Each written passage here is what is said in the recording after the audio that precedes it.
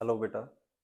बेटा आज हम फ्रिक्शन की कंटिन्यूटी में ही आगे लेक्चर करेंगे। तो आज हम तीन कंसेप्ट करेंगे, angle of friction, angle of repose और वर्क डन अगेंस्ट फ्रिक्शन। तो सबसे पहले एंगल ऑफ फ्रिक्शन से स्टार्ट करते हैं। तो मैंने ये लिख दिया है एंगल ऑफ फ्रिक्शन। तो एंगल ऑफ फ्रिक्शन क्या होगा, जैसे मान लो कि ये प्लेन सरफेस है, इस पर मैंने एक बॉडी रखी है। मान लो इस बॉडी को मैंने मूव कराना है राइट डायरेक्शन में, तो इस पे मैं अप्लाइड फोर्स लगाऊंगा, ठीक है ना। और इसकी रिलेटिव मोशन के अपोजिट डायरेक्शन में फोर्स ऑफ फ्रिक्शन लगेगी। मान लो ये इतनी अप्लाइड फोर्स लगी है इस पे कि फोर्स ऑफ फ्रिक्शन इस वक्त क्या लग रही है, लिमिटिंग स्टैटिक फ्रिक्शन क्या लग रही है, मैक्सिमम फोर्स ऑफ फ्रिक्शन लग रही है स्टैटिक फ्रिक्शन। यानी कि इस वक्त इस पे जो फोर्स ऑफ फ्रिक्शन लग रही है वो किसके इक्वल है, लिमिटिंग स्टैटिक फ्रिक्शन के इक्वल लग रही है। इतनी मैंने अप्लाइड फोर्स लगाई है।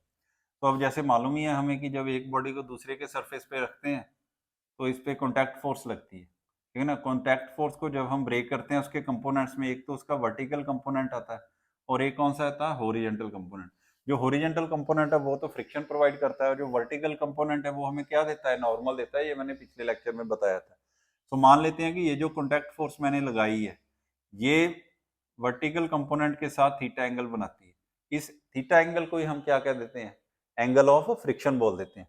सो हम क्या कह सकते हैं कि जब बॉडी पे स्टैटिक फ्रिक्शन लिमिटिंग फ्रिक्शन के इक्वल लगता है उस वक्त जो कॉन्टैक्ट फोर्स नॉर्मल के साथ एंगल बनाती है उसे हम क्या कह देते हैं, एंगल ऑफ फ्रिक्शन बोल देते हैं।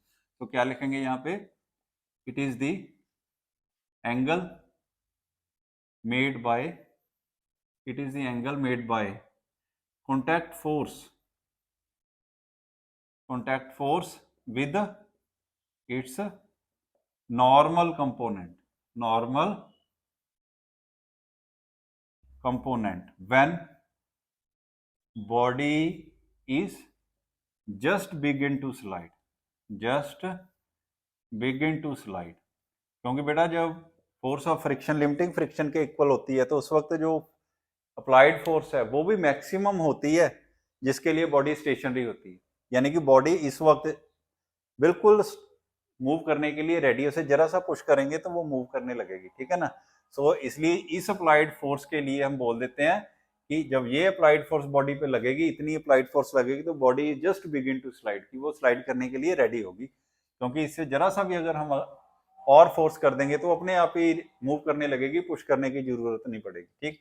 तो एंगल ऑफ फ्रिक्शन फिर क्या हुआ कि जब बॉडी पे लिमिटिंग स्टैटिक फ्रिक्शन के इक्वल फ्रिक्शन लगता है उस वक्त कॉन्टैक्ट फोर्स नॉर्मल के साथ इतना एंगल बनाती है, ठीक है। अब यहाँ पे देखो बॉडी पे एक तो लिमिटिंग स्टैटिक फ्रिक्शन लग रहा है, एक अप्लाइड फोर्स लगी है, एक नॉर्मल, और एक और फोर्स लगती है equal to its weight which is exerted by earth on the body. तो देखो बॉडी अभी रेस्ट में है तो सभी फोर्सेस एक दूसरे को बैलेंस कर रही हैं।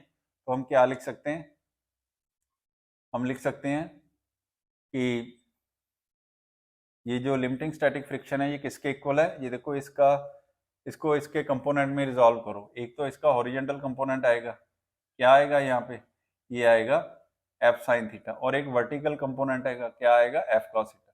तो मैंने अभी बताया था कि इसका जो हॉरिजॉन्टल कंपोनेंट है यही फ्रिक्शन को प्रोवाइड करता है, यानी फ्रिक्शन किसके इक्वल होगा, इसके हॉरिजॉन्टल कंपोनेंट के इक्वल होगा। और जो नॉर्मल होगी ये किसके इक्वल होगी, एफ कॉस थीटा के इक्वल होगी, ठीक है ना। इसके, क्योंकि इसका वर्टिकल कंपोनेंट ही क्या प्रोवाइड करता है, नॉर्मल प्रोवाइड करता है, यानी नॉर्मल इसके इक्वल होती है। अब देखो इसको डिवाइड कर दो, इन दोनों को डिवाइड कर दो, क्या हो जाएगा, एफ एल ओवर एन किसके इक्वल आ जाएगा, F sine theta over F cos theta आ जाएगा। एफ से एफ कैंसिल हो गया, साइन ओवर कॉस क्या हो गया, टेंजेंट थीटा, और दूसरी तरफ क्या हो गया, एफ एल ओवर एन हो जाता है। अब हमें मालूम है कि लिमिटिंग स्टैटिक फ्रिक्शन की वैल्यू क्या होती है, म्यू एस एन के इक्वल होती है, over N is equal to tangent theta. N से एन कैंसिल हो गया तो टेंजेंट थीटा किसके इक्वल आ गया, म्यू एस के इक्वल आ गया। तो बेटा ये बड़ा ही इंपॉर्टेंट रिजल्ट है कि tangent of the angle of friction is equal to coefficient of friction, ठीक है। तो अगर हमें एंगल ऑफ फ्रिक्शन पता है तो हम coefficient of friction find out कर सकते हैं, और अगर हमें कोफिशिएंट ऑफ फ्रिक्शन पता है तो एंगल ऑफ फ्रिक्शन पता कर सकते हैं, ऐसे इस फार्मूले से, ठीक है। सो इस तरह से हम ये फाइंड आउट कर लेते हैं। सो ये रिजल्ट ड्राइव करने के लिए एक और तरीका भी है, एक और तरीके से भी हम इसे ड्राइव कर सकते हैं। वो क्या तरीका है कि आप यहाँ से परपेंडिकुलर ड्रा करो, ये वाली पैरेललोग्राम कंप्लीट करो। मान लेते हैं ये ओ है, ये ए है, ये बी है, और ये क्या है, सी है। तो ये वाली ट्राइंगल लो, ट्राइंगल ओ बी सी, ठीक है। टेंजेंट थीटा फाइंड आउट करो। टेंजेंट थीटा क्या होगा, परपेंडिकुलर ओवर बेस। परपेंडिकुलर क्या है, ये है, ये एंगल के सामने परपेंडिकुलर होता है, ये वाला है परपेंडिकुलर, क्या है BC ओवर बेस क्या हो जाएगा OC। अब ये देखो BC किसके इक्वल है, OA के, और OA क्या रिप्रेजेंट कर रही है, लिमिटिंग स्टैटिक फ्रिक्शन, ये मैंने लिख दिया। और OC किसे रिप्रेजेंट कर रही है, नॉर्मल को, तो ये नॉर्मल लिख दिया। अब हमें पता है लिमिटिंग स्टैटिक फ्रिक्शन किसके इक्वल होता है, μSn के, ओवर n से n कैंसिल हो गया, ये आ गया μS, यानी कि टेंजेंट थीटा किसके इक्वल आ गया, ये आ गया μS के। सो बेटा इस तरह से भी हम कोफिशिएंट ऑफ फ्रिक्शन का और एंगल ऑफ फ्रिक्शन का जो रिलेशन है वो ड्राइव कर सकते हैं। तो ठीक है बेटा, हम नेक्स्ट करते हैं एंगल ऑफ रिपोज। अब नेक्स्ट करेंगे हम एंगल ऑफ रिपोज। नोटबुक पे उतारते रहना है पॉज करके। तो नेक्स्ट हम करते हैं एंगल ऑफ रिपोज। तो एंगल ऑफ रिपोज क्या है, सो एंगल ऑफ रिपोज है इंक्लाइंड प्लेन का एंगल, ठीक है ना। इंक्लाइंड प्लेन का एक पर्टिकुलर एंगल, जिस एंगल पे अगर हम बॉडी उस पर रखेंगे, it just begin to slide, ये नीचे को आने के लिए बिल्कुल तैयार हो जाएगी। इसे जरा सा भी पुश करेंगे तो डाउनवर्ड डायरेक्शन में आ जाएगी। या हम कह सकते हैं कि वो इंक्लाइंड प्लेन का वो एंगल, जिस एंगल पे जितनी भी अपोजिट फोर्सेस है वो किसके इक्वल हो जाएंगी, अप्लाइड फोर्स के इक्वल हो जाएंगी। कहने का मतलब है, जैसे मान लो आप इसको देखो कौन कौन सी फोर्स इस पे एक्ट करती है। ये देखो इसका वेट डाउनवर्ड डायरेक्शन में, फिर नॉर्मल कैसे लगेगी, इस तरह से। तो ये वाला एंगल क्या हो जाएगा, अल्फा। ये तो हमने सारा पहले कर रखा है, तो इसे रिजॉल्व करो। इस तरफ क्या आ जाएगा, mg कॉस अल्फा, और डाउनवर्ड डायरेक्शन में क्या आ जाएगा, mg साइन अल्फा। तो ये जो mg साइन अल्फा है, ये वो फोर्स है जो बॉडी को डाउनवर्ड डायरेक्शन में लेके आ रही है, आने की कोशिश कर रही है। तो जब ये, जैसे हम ये एंगल को इंक्रीज करेंगे, मान लो ये इंक्लाइंड प्लेन है, इसका एंगल इंक्रीज करेंगे अल्फा, तो इस फोर्स की वैल्यू भी इंक्रीज होगी, क्योंकि ये फोर्स किसके इक्वल है, mg साइन अल्फा। तो जैसे जैसे अल्फा की वैल्यू इंक्रीज होगी, साइन अल्फा की वैल्यू इंक्रीज होगी, और फोर्स की वैल्यू भी इंक्रीज होगी। तो जैसे जैसे अप्लाइड फोर्स बढ़ेगी, फोर्स ऑफ फ्रिक्शन जो अपोजिट डायरेक्शन में लग रही है, ये भी इंक्रीज करेगी। आपको मालूम ही है सेल्फ एडजस्टिंग फोर्स होती है फोर्स ऑफ फ्रिक्शन। सो एक एंगल ऐसा आ जाएगा जब ये फोर्स बढ़ती बढ़ती maximum force of static friction के इक्वल हो जाएगी। सो उस कंडीशन में क्या होगा कि body just begin to slide. Is just begin to slide का मतलब है कि बॉडी बिल्कुल तैयार हो जाएगी चलने के लिए, उसे जरा सा भी पुश करेंगे तो वो चलने लगेगी। सो उस जब वो कंडीशन आ जाएगी, उस वक्त जो एंगल होगा इस इंक्लाइंड प्लेन का, उसे हम क्या कह देंगे, एंगल ऑफ रिपोज कह देंगे। सो एंगल ऑफ रिपोज क्या है, it is the, simple language में लिखेंगे, it is the angle of inclined plane, it is the angle of inclined plane at which body placed on it just begin to slide, just begins to slide। कि inclined plane का वो angle, जिस angle पे अगर हम body उस पर रखेंगे तो body is just begins to slide, कि वो बिल्कुल मूव करने के लिए रेडी हो जाएगी। सो उस एंगल को हम क्या कह देंगे, इसका एंगल ऑफ फ्रिक्शन। सो बेटा एक कंडीशन होती है कि आप फोर्स बताओ कितनी फोर्स लगाने पे बॉडी जो है वो चलने लगती है, तो वो फोर्स हम कैसे लिखते हैं, मान लो F जो है वो अप्लाइड फोर्स है। तो वो अप्लाइड फोर्स किसके इक्वल हम लेते हैं, वो या तो इक्वल टू लेते हैं या फिर ग्रेटर देन लेते हैं। ग्रेटर देन और equal to opposing force, greater than और equal to opposing force. Opposing force क्या होती है, फोर्स ऑफ फ्रिक्शन। सो इसलिए अप्लाइड फोर्स जो है बॉडी को मूव करने के लिए कितनी अप्लाइड फोर्स लगानी पड़ेगी, या तो ग्रेटर देन लगानी पड़ेगी या फिर इक्वल टू किसके, अपोजिंग फोर्स के, जो कि रिलेटिव मोशन को अपोज कर रही है। तो आम करके कौन अपोज करता है, फ्रिक्शन करता है। सो फोर्स ऑफ फ्रिक्शन के या तो इक्वल लगानी पड़ेगी या उससे ज्यादा लगानी पड़ेगी। सो अगर आपको कोई पूछता है कि वो फोर्स फाइंड आउट करो जो हमें चाहिए बॉडी को जस्ट स्लाइड करने के लिए, जस्ट बिगिन टू स्लाइड करने के लिए, वो कितनी होगी, तो वो हम इक्वल टू अपोजिंग फोर्स लेते हैं, ठीक है ना। तो यहाँ पे वही कंडीशन आ गई कि बॉडी की इंक्लाइंड प्लेन का वो एंगल जिसके लिए बॉडी जब हम उसके ऊपर रखते हैं तो वो बॉडी मूव करने के लिए बिल्कुल रेडी हो जाती है, उस एंगल को हम क्या कह देते हैं, इसका एंगल ऑफ रिपोज बोल देते हैं। तो यहाँ पे देखो बेटा हमने एफबीडी बना ली है, तो फोर्सेस को बैलेंस करो, फिर क्या होता है, देखो नॉर्मल जो है वो किसके इक्वल आ रही है, mg cos अल्फा के इक्वल आ रही है, और ये जो डाउनवर्ड फोर्स है ये किसके इक्वल आ रही है, ये आ रही है फोर्स ऑफ फ्रिक्शन के। और यहाँ पे जो फोर्स ऑफ फ्रिक्शन लग रहा है, ये कौन सा फोर्स ऑफ फ्रिक्शन लग रहा है, लिमिटिंग स्टैटिक फ्रिक्शन, यानी maximum value of static friction लग रही है यहाँ पे, ठीक है ना। इसके बाद फ्रिक्शन बढ़ेगा नहीं, स्टैटिक फ्रिक्शन नहीं इंक्रीज होगा। तो ठीक है, तो स्टैटिक फ्रिक्शन किसके इक्वल होता है, limiting static friction, mu into coefficient of static friction into normal हो जाता है, जो किसके इक्वल हो गया, नॉर्मल किसके इक्वल है, देखो नॉर्मल की वैल्यू हमने लिखी है mg cos अल्फा, तो यहाँ पे क्या है mg sin अल्फा, ये देखो mg से mg कैंसिल हो गया, cos अल्फा को इधर ले आओ, ये हो जाएगा tan alpha is equal to mu s, तो ये आ गया हमारा रिजल्ट। तो इसका मतलब है tangent of angle of repose is always equal to coefficient of static friction. ये भी इंपॉर्टेंट रिजल्ट है, बिल्कुल जैसे एंगल ऑफ फ्रिक्शन का हमने रिजल्ट निकाला वैसा ही ये रिजल्ट हमारे पास बन गया। तो ये था बेटा angle of repose.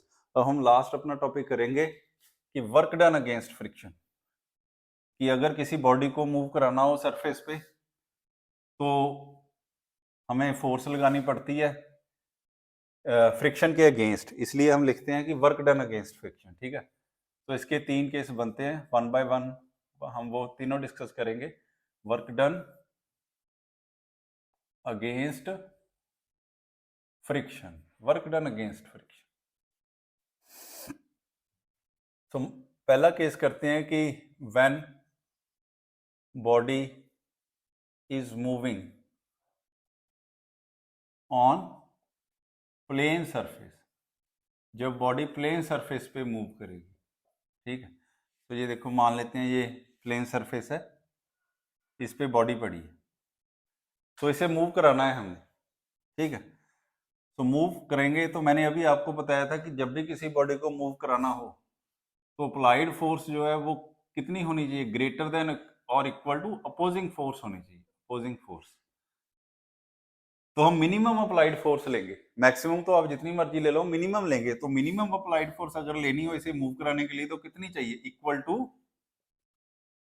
Opposing force, ठीक है ना। सो अपोजिंग फोर्स के इक्वल जब हम अप्लाइड फोर्स लगाएंगे तो बॉडी बिल्कुल रेडी हो जाएगी चलने के लिए, इसे जरा सा भी पुश करेंगे तो वो चल पड़ेगी। सो इतनी फोर्स चाहिए बॉडी को जस्ट मूव कराने के लिए, सो यही फोर्स हम इस पे लगा देंगे। तो ये फोर्स लगा दी, इतनी फोर्स लगाने पे अपोजिट डायरेक्शन में फोर्स ऑफ फ्रिक्शन पैदा होगी, ठीक है ना, क्योंकि ये फोर्स बॉडी को राइट डायरेक्शन में मूव करने की कोशिश करेगी, तो इसके रिलेटिव मोशन को अपोज करेगी क्या, फोर्स ऑफ फ्रिक्शन जो पैदा होगी opposite direction to direction of F.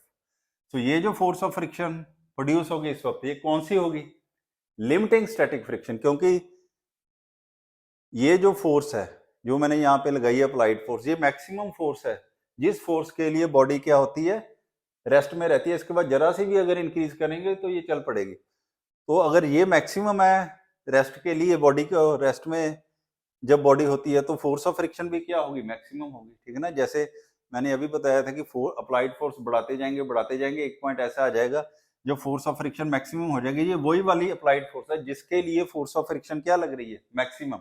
सो ये अप्लाइड फोर्स जब हम बॉडी पे लगाएंगे तो ये जस्ट बिगिन टू स्लाइड होगी कंडीशन में होगी, ठीक है। तो ये फोर्स लगा के इसे मूव कराएंगे। तो मान लेते हैं कि इसे यहां से हमने कहां तक मूव कराना है, बी पॉइंट तक मूव कराना है, ए से बी तक। तो कितना डिस्प्लेसमेंट मूव कराया, मान लेते हैं एस डिस्प्लेसमेंट मूव कराया, ठीक है। सो वर्क डन कितना होगा, एफ डॉट एस वेक्टर, क्योंकि अप्लाइड फोर्स कांस्टेंट रही है पूरे मोशन के दौरान, इसलिए यही वाला फार्मूला हम यूज करेंगे। तो फोर्स और डिस्प्लेसमेंट की डायरेक्शन सेम है, तो ये आ जाएगा एफ एस कॉस 0, तो ये आ गया एफ इंटू एस। अब देखो अप्लाइड फोर्स किसके इक्वल है, अप्लाइड फोर्स है फोर्स ऑफ फ्रिक्शन की, और फोर्स ऑफ फ्रिक्शन किसके इक्वल होती है, क्योंकि ये लिमिटिंग स्टैटिक फ्रिक्शन है, इसका फार्मूला क्या होता है, म्यू एस एन के इक्वल होता है। तो ये बन गया mu S into M G, क्योंकि नॉर्मल क्या है, इस डायरेक्शन में है और वेट इसका डाउनवर्ड डायरेक्शन में है। क्योंकि वर्टिकल डायरेक्शन में मोशन है नहीं है, दोनों एक दूसरे को बैलेंस करेंगे। तो एन की जगह एन किसके इक्वल आ जाएगा, एम जी के, तो एन की वैल्यू मैंने भर दी एम जी। तो ये आ गई हमारी अप्लाइड फोर्स, इसकी वैल्यू यहाँ पे भर देंगे, ये आ जाएगा mu S M G into S. इतना वर्क डन करना पड़ेगा बॉडी को ए से बी तक मूव कराने में अगेंस्ट फ्रिक्शन। अब हम इसका सेकंड केस करते हैं, ठीक है ना। सेकंड केस क्या होगा कि इसे प्लेन सरफेस पे मूव कराने की जगह हम इसे इंक्लाइंड प्लेन पे मूव कराएंगे। तो नेक्स्ट केस है when body is moving up the inclined plane, when body is moving up the inclined plane। तो ठीक है, ये देखो inclined plane मैंने मान लिया, इस पे बॉडी रखी है, यहाँ पे रख लेते हैं, ये बॉडी रखी है, इसे A से हमने यहाँ तक मूव कराना है, ये B तक। कितना डिस्प्लेसमेंट मूव कराना है, S कराना है। अब देखो इस पे कौन कौन सी फोर्स लगेगी, एक तो वेट लगेगा इसका डाउनवर्ड डायरेक्शन में, एक नॉर्मल लगेगी इस पे अपवर्ड डायरेक्शन में। तो ये वाला एंगल कितना हो जाएगा, देखो ये वाला एंगल जितना इसका इंक्लाइन प्लेन का एंगल है, मान लेते हैं थीटा हो जाएगा। तो एम जी को रिजॉल्व करो, इस तरफ आ जाएगा एम जी कॉस थीटा, और इस तरफ कौन सा आ जाएगा, एम जी साइन थीटा आ जाएगा, ठीक है ना। तो अब हमने बॉडी को कैसे मूव कराना है, अप द इंक्लाइन प्लेन। तो फोर्स, अप्लाइड फोर्स किस डायरेक्शन में लगानी पड़ेगी, इस डायरेक्शन में लगानी पड़ेगी, ठीक है। तो देखो जब हम अप्लाइड फोर्स को इस डायरेक्शन में लगाएंगे, बॉडी को मूव करने की कोशिश करेंगे, एक तो वेट का कंपोनेंट डाउनवर्ड डायरेक्शन में एक्ट करेगा, और दूसरा क्या करेगा, फ्रिक्शन भी डाउनवर्ड डायरेक्शन में एक्ट करेगा, ठीक है ना। डाउनवर्ड डायरेक्शन में फ्रिक्शन एक्ट करेगा। हमने इतनी अप्लाइड, हम देखो अब जैसे जैसे अप्लाइड फोर्स आप बढ़ाओगे, ये एम जी साइन थीटा तो इतना ही लगेगा, मगर फोर्स ऑफ फ्रिक्शन जो है वो वेरिएबल होगी जब तक इसकी वैल्यू मैक्सिमम नहीं हो जाती। तो ये बढ़ती जाएगी जैसे जैसे हम अप्लाइड फोर्स लगाएंगे। एक अप्लाइड फोर्स इतनी हो जाएगी बढ़ाते बढ़ाते कि उसकी वैल्यू इन दोनों के सम के इक्वल हो जाएगी, ठीक है ना। अब उससे अगर ज्यादा हम फोर्स कर देंगे तो ये दोनों कांस्टेंट होंगी उस वैल्यू पे, तो ये उससे ज्यादा हो जाएगी और ये अपने आप ही ऊपर को मूव करना शुरू कर देगी, ठीक है। हमने इसकी मिनिमम वैल्यू लेनी है, ठीक है ना। मिनिमम वैल्यू कितनी होगी, जिस वैल्यू पे ये इन दोनों के इक्वल हो जाएगी, वो फोर्स लगा के हमने इसे यहां से यहां तक मूव कराना है। सो अप्लाइड फोर्स कितनी लेंगे बॉडी को ऊपर को मूव कराने के लिए, इज इक्वल टू, मैंने अभी बताया था, opposing forces equal to sum of opposing forces. So opposing forces क्या है, जो अप्लाइड फोर्स के अपोजिट डायरेक्शन में लग रही है, मोशन के अपोजिट डायरेक्शन में लग रही है, कौन कौन सी है, एक तो mg साइन थीटा है और दूसरी क्या है, फोर्स ऑफ फ्रिक्शन। तो क्योंकि ये लिमिटिंग स्टैटिक फ्रिक्शन है तो इसका फार्मूला क्या यूज करेंगे, म्यू एस है। तो n की वैल्यू भर दो, कितनी होती है, n की वैल्यू बेटा कितनी होगी, ये देखो n किसके इक्वल है, mg cos थीटा के। सो mg को बाहर निकाल लेते हैं, हमारा बन गया sign theta plus mu S cos theta. ये अप्लाइड फोर्स आ गई, इतनी अप्लाइड फोर्स लगा के हम बॉडी को मूव करा सकते हैं। तो वर्क डन कितना होगा, फोर्स इनटू डिस्प्लेसमेंट, क्योंकि फोर्स भी अपर डायरेक्शन में लग रही है, डिस्प्लेसमेंट भी ऐसे ही है, दोनों में एंगल सेम है, मतलब जीरो है क्योंकि पैरेलल है दोनों। तो वर्क डन क्या हो गया, एफ एस कॉस जीरो, यानी एफ इंटू एस, एफ कितना है, M G into sine theta plus mu S cos theta into S. तो ये वर्क डन आ गया हमारा बॉडी को ए से बी तक मूव कराने में। अगर आपको कोई पूछ लेता है, जैसे न्यूमेरिकल में हमें कई बार आ जाता है कि बॉडी को हमने ए से बी तक मूव कराया by applying this force F, तो बॉडी में कितनी एक्सेलरेशन आई, वो एक्सेलरेशन फाइंड आउट करो। तो हमें according to Newton law, second law क्या होता है, फोर्स किसके इक्वल होती है, mass into acceleration. So applied force कितनी है हमारी यहाँ पे, वो लिख दो, वो आ गई mg sine theta plus mu S cos theta is equal to mass into acceleration. Mass से मास कैंसिल हो गया, बाकी जो रह गया वो क्या है, acceleration of the body. So body को ए से बी तक मूव कराने के लिए हमने फोर्स लगाई और उस फोर्स के कारण बॉडी में कितनी एक्सेलरेशन आई, यहां से हम फाइंड आउट कर सकते हैं, ठीक है बेटा। इसका थर्ड और लास्ट केस करते हैं, थर्ड और लास्ट केस। सो वो है कि जब बॉडी को इंक्लाइन प्लेन पे ही मूव कराएंगे बट इन डाउनवर्ड डायरेक्शन, ठीक है ना। When body is moving down the inclined plane, down the inclined plane. सो ये इंक्लाइंड प्लेन मैंने ले लिया है, ये बॉडी रखी है, इसको down the inclined plane move कराना है, यानी मान लो ये ए पॉइंट है या बी है, ए से बी तक मूव कराना है एस डिस्प्लेसमेंट के थ्रू। तो यहाँ पे भी फोर्सेस रिजॉल्व करो, इसका वेट डाउनवर्ड डायरेक्शन में एक्ट करेगा, नॉर्मल ऐसे एक्ट करेगी, ठीक है ना। ये एंगल क्या हो जाएगा, थीटा हो जाएगा। तो इस डायरेक्शन में क्या होगा इसका component, M G cos theta, और इस डायरेक्शन में क्या होगा, एम जी साइन थीटा। तो बॉडी को डाउनवर्ड डायरेक्शन में मूव कराना है तो अप्लाइड फोर्स भी इसी डायरेक्शन में लगेगी, डाउनवर्ड डायरेक्शन में लगेगी। तो बेटा जैसे आपको दिखाई दे रहा है कि ये जो ब्लॉक है डाउनवर्ड डायरेक्शन में मूव करेगा, तो फोर्स ऑफ फ्रिक्शन किस डायरेक्शन में लगेगी, अपवर्ड डायरेक्शन में लगेगी, ठीक है ना। इसका मतलब है ये दो फोर्सेस, एक तो अप्लाइड फोर्स एफ है और एक वेट का कंपोनेंट, ये दोनों मिलके बॉडी को डाउनवर्ड डायरेक्शन में खींच रहे हैं, यानी ये दोनों मिलके अप्लाइड फोर्स बना रहे हैं जो बॉडी को नीचे लेके आती है। तो बॉडी को जस्ट मूव कराने के लिए यानी मिनिमम फोर्स कितनी चाहिए कि अप्लाइड फोर्स जो है वो force of static limiting friction के बराबर फोर्स चाहिए हमें। तो हम applied force, total applied force को किसके इक्वल लेंगे, लिमिटिंग स्टैटिक फ्रिक्शन के इक्वल लेंगे, उतनी हमें फोर्स चाहिए होती है। तो डाउनवर्ड फोर्स कितनी है, अप्लाइड फोर्स कितनी है, यहाँ पे M G sine theta plus F, इतनी फोर्स बनती है जो बॉडी को डाउनवर्ड डायरेक्शन में लेके आ रही है। ये किसके इक्वल होनी चाहिए, लिमिटिंग स्टैटिक फ्रिक्शन के इक्वल होनी चाहिए बॉडी को जस्ट मूव कराने के लिए। तो यहाँ से एफ की वैल्यू निकाल लेंगे, कितनी हो जाएगी, F minus M G sine theta हो गया। तो एफ की वैल्यू कितनी होगी, mu S into N minus M G sine theta.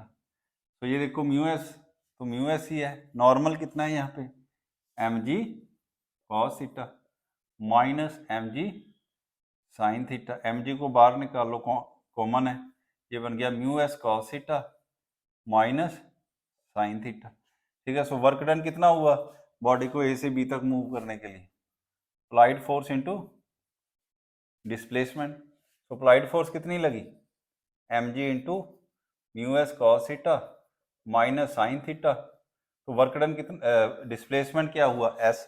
ये देखो मैंने एस वेक्टर नहीं लिखा, क्यों, क्योंकि आपको मालूम है कि वर्क यहाँ क्या होगा, F vector dot S vector, यानी एफ एस कॉस जीरो, क्योंकि यहाँ पे भी डिस्प्लेसमेंट और फोर्स में सेम डायरेक्शन में है तो एंगल जीरो होगा, तो किसके इक्वल आ जाएगा, एफ इंटू एस। तो ये हमारा एफ हो गया और ये क्या हो गया, एस हो गया। सो वर्क डन किसके इक्वल आ गया, एफ इंटू एस। सो ये वर्क आ गया in moving the body down the inclined plane against friction. So इस तरह से बेटा हमारा आज का जो हमने जो करना था वो कंप्लीट हो गया। तो थोड़ा सा रिवाइज कर लेते हैं आज हमने क्या क्या किया। तो सबसे पहले देखो हमने किया angle of friction. So angle of friction मैंने क्या बताया, क्या होता है एंगल ऑफ फ्रिक्शन। तो एंगल ऑफ फ्रिक्शन मैंने बताया कि जो कॉन्टैक्ट फोर्स होती है, कॉन्टैक्ट फोर्स वो वर्टिकल कंपोनेंट के साथ कितना एंगल बनाती है। तो कॉन्टैक्ट फोर्स वर्टिकल कंपोनेंट के साथ कितना एंगल बनाती है, वो क्या होता है, एंगल ऑफ फ्रिक्शन। किस कंडीशन में, कि जब इस पे मैक्सिमम अप्लाइड फोर्स लग रही हो, जिसके लिए बॉडी क्या रहती है, स्टेशनरी रहती है। यानी कि जब फोर्स ऑफ फ्रिक्शन मैक्सिमम होगी, जब static force of friction maximum होगी, कहने का मतलब है जब लिमिटिंग स्टैटिक फ्रिक्शन के बराबर फोर्स ऑफ फ्रिक्शन लगेगी, उस वक्त कॉन्टैक्ट फोर्स नॉर्मल के साथ कितना एंगल बनाएगी, वो होता है एंगल ऑफ फ्रिक्शन। तो उसके बाद सेकंड मैंने किया था angle of repose. Angle of repose क्या बताया था कि इंक्लाइंड प्लेन का वो एंगल जिसके लिए बॉडी जब उस पर हम प्लेस करते हैं it just begin to slide, वो नीचे आने के लिए बिल्कुल तैयार हो जाती है, जरा सा भी पुश करेंगे तो वो नीचे आ जाएगी। उस एंगल ऑफ रिपोज को, उस एंगल ऑफ इंक्लाइंड प्लेन को क्या बोल देंगे हम, एंगल ऑफ रिपोज। ये देखो अगर एंगल ऑफ इंक्लिनेशन, मान लो ये एंगल ऑफ इंक्लिनेशन इसका थीटा है और एंगल ऑफ रिपोज हम क्या लेते हैं, अल्फा लेते हैं, यानी जब थीटे की वैल्यू अल्फा के इक्वल हो जाएगी तो ये जस्ट बिगिन टू स्लाइड। अगर थीटा की वैल्यू मान लो लेस देन अल्फा होगी, ठीक है, तो क्या होगा, तो फोर्स ऑफ फ्रिक्शन किसके इक्वल होगी, अप्लाइड फोर्स के इक्वल होगी, अप्लाइड फोर्स के इक्वल होगी। और बॉडी क्या होगी, body will not move, body जो है वो मूव नहीं करेगी, ठीक है। और अगर मान लो कि थीटा जो है वो अल्फा के इक्वल हो जाए, यानी थीटा क्या है, इस इंक्लाइन प्लेन का एंगल है जिसे बढ़ाते बढ़ाते हमने अल्फा के इक्वल कर दिया, तो क्या होगा, फोर्स ऑफ फ्रिक्शन किसके इक्वल हो जाएगी, लिमिटिंग स्टैटिक फ्रिक्शन के इक्वल हो जाएगी, स्टैटिक फ्रिक्शन के इक्वल हो जाती है। और लिमिटिंग स्टैटिक फ्रिक्शन किसके इक्वल होता है, म्यू एस एन। तो ये फार्मूला हम यूज करते हैं। फिर यहाँ पे यहाँ नहीं कर सकते, क्यों, क्योंकि यहाँ पे फोर्स ऑफ फ्रिक्शन जो है वो मैक्सिमम वैल्यू पे नहीं पहुंची होती, उससे कम होती है। जब फोर्स ऑफ स्टैटिक फ्रिक्शन की वैल्यू मैक्सिमम वैल्यू से कम होगी तो फिर हम ये फार्मूला यूज नहीं करते, फिर इक्वेशंस बना के उसकी वैल्यू हम निकालते हैं। और अगर मान लो थीटा की वैल्यू ग्रेटर देन अल्फा हो जाए, अल्फा से ज्यादा हो जाएगी, तो फिर फ्रिक्शन किसके इक्वल हो जाएगी, कनेटिक फ्रिक्शन के इक्वल हो जाएगी, कनेटिक, क्योंकि बॉडी जो है वो बिना पुश के ही चलने लग पड़ेगी। और फिर फ्रिक्शन किसके इक्वल हो जाएगी, कनेटिक फ्रिक्शन के, जिससे हम किसके इक्वल लेते हैं, म्यू की एन, इसकी वैल्यू कांस्टेंट होती है, ठीक है ना, ये हो जाता है। सो बेटा ये 3 कंडीशंस हैं। सो जिस कंडीशन में force of friction limiting static friction के इक्वल होती है और body is just ready to move, उस एंगल ऑफ इंक्लिनेशन को हम क्या कह देते हैं, एंगल ऑफ रिपोज बोल देते हैं। और उसके बाद हमने किया था कि वर्क डन अगेंस्ट फ्रिक्शन, वो तो आपको समझ लग ही गया। तो बेटा आज का कंसेप्ट आपको समझ लग गया होगा हमने क्या किया, तो इसे ध्यान से कर लेना। तो हमारे थ्योरेटिकल पोर्शन लगभग खत्म हो गया है। अब नेक्स्ट, अब हम इसके क्वेश्चन ही करेंगे। Thank you.